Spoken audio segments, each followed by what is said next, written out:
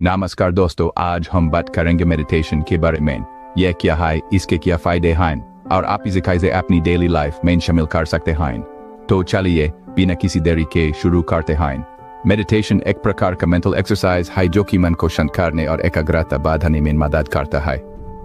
इसका अभ्यास पूरी दुनिया में अलग अलग रूपों में किया जाता है, लेकिन मूल रूप से यह आत्मा और मन की एकाग्रता पर केंद्रित होता है।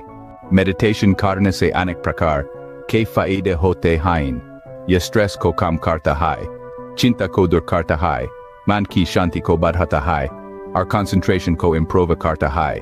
इसके अलावा मेडिटेशन से नींद बेहतर होती है, ब्लड प्रेशर नियंत्रण में रहता है और आत्मसम्मान में वृद्धि होती है। AAP मेडिटेशन को अपनी डेली रूटीन में इस प्रकार से शामिल कर सकते हैं।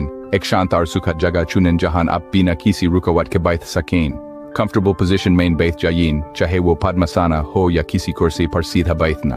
अपनी आंखें बंद करें और धीरे धीरे अपने सांसों पर ध्यान केंद्रित करें। कोई भी विचार या भावना आए तो उसे जेंटली अलग करते हुए अपने सांसों पर वापस लौटें। शुरुआत में 5 से 10 मिनट के लिए मेडिटेशन करें और धीरे धीरे समय बढ़ाएं।